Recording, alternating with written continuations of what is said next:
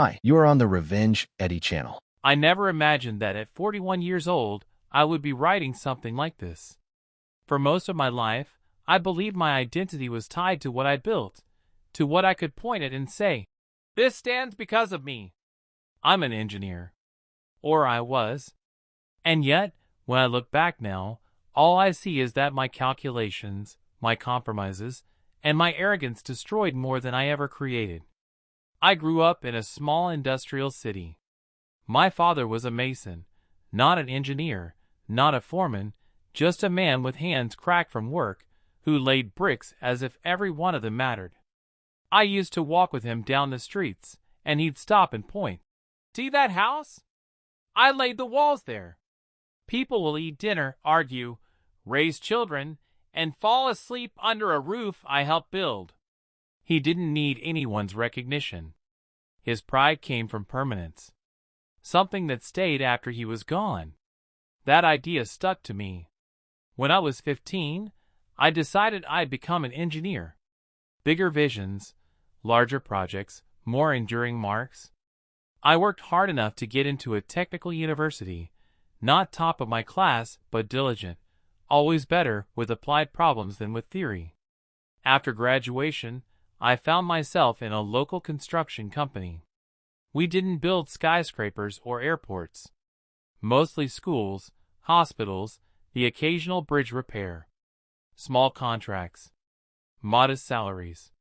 But every time I saw people walk into a building I had drawn, I felt useful. Needed. By 40, I had made it to chief engineer.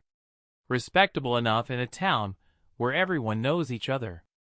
Officials recognize my name. Contractors return my calls. I wasn't rich, but I had a family, a steady job, and a sense of purpose. And then came the project that unraveled it all. The city announced a tender for a new pedestrian bridge across the river. The old wooden crossing had been unsafe for years, creaking under each step. Parents hated letting their kids use it, and in winter it was a death trap. It was meant to be a straightforward project. Our company bid the lowest and won. I should have felt victorious, but even then, something inside me hesitated. The budget was brutally thin. The deadlines were absurd. 6 months from groundbreaking to ribbon cutting. I knew from day one that compromises would have to be made. And I was the one who suggested them. "Why waste on premium-grade concrete for a footbridge?" I said during one of the first planning meetings. "This isn't a highway. We're not carrying trucks across. We just need something functional." I said it with the confidence of someone who had built dozens of smaller projects. I convinced myself I was being practical, not careless. Steel beams of a lighter profile, cheaper suppliers for reinforcement, a thinner slab. Every decision chipped a little piece off safety. Every decision I justified with a smile. Construction flew. For the first time in years, the local newspaper wrote positively about us. "A modern pedestrian bridge will soon connect both banks," they said. People stopped me in grocery stores to thank me. Mothers told me how much safer it would be for their kids. I nodded, proud on the outside, but inside, I sometimes woke up at 3 a.m. doing mental calculations. Factors of safety didn't align. Load assumptions seemed too optimistic. My conscience whispered, but my pride shouted louder, "It will hold. You know what you're doing." Spring arrived with speeches, confetti, and a red ribbon. Officials shook my hand. Kids ran across the bright new walkway. I even told my wife, "See? Students will meet here, lovers will kiss here, families will stroll across, and it's all because of me." She kissed me and said she was proud. For a brief moment, I believed it. 6 months later, the bridge collapsed. It was an ordinary Sunday in October. Clear skies. Warm sun. The kind of day that fills a pedestrian bridge with families, cyclists, couples. I was at home, sipping tea, reviewing blueprints for another job. My phone rang once, twice, non-stop. The first call was my foreman. his voice strangled by panic. Then colleagues. Then someone from the mayor's office. All saying the same words. The bridge is down. I drove there in 20 minutes. It felt like hours. And when I arrived, I saw a scene that still wakes me up at night. Half of the span had given way. Steel beams angled like broken bones, concrete torn apart like paper. People screamed on the riverbank. Sirens wailed. Rescue workers scrambled. And under the rubble, 3 people had died. One of them was a 7-year-old boy. I remember standing there frozen. People rushed past me, shouting, lifting, carrying. But I just stared, my brain refusing to process. My bridge. My decisions. My shortcuts. I wanted to tear my skin off. In the days that followed, the investigation started. Engineers from the Capitol examined the debris. They didn't even need weeks. The conclusion was obvious. Insufficient reinforcement, inferior grade concrete, under-designed beams. They wrote the technical words, but I read them as, "You killed them." The newspapers that once praised me now printed my name with venom. Families of the victims demanded justice. Strangers spit when they saw me on the street. My wife tried to defend me at first.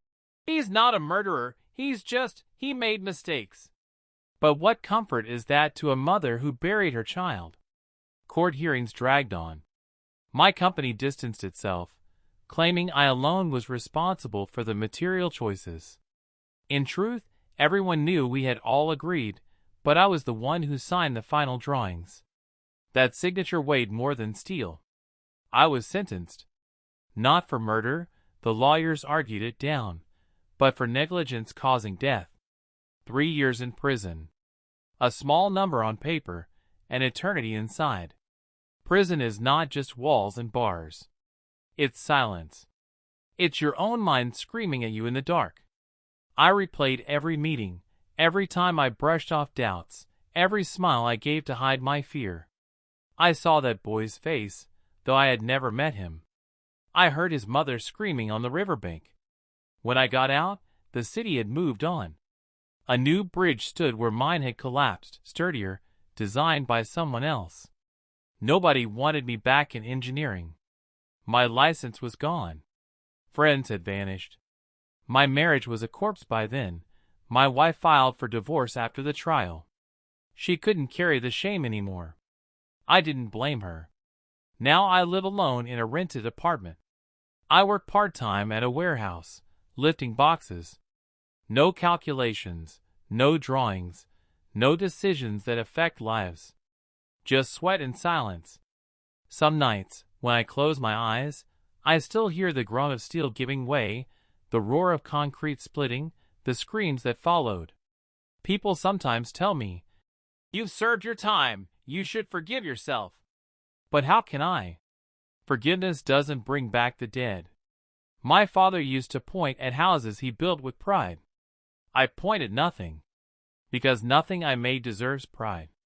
And so, I write this here. Not for sympathy, not for absolution, but as a confession, a warning. To any engineer, any builder, anyone holding the power of design in their hands, every shortcut, every compromise you justify, carries a weight of steel, of stone, of lives. And if you miscalculate, if pride drowns out conscience, that weight will crush not only the people who trusted you, but also everything you thought you were. Because I am not an engineer anymore. I am just the man who built a bridge that killed 3 people. And that is all I will ever be.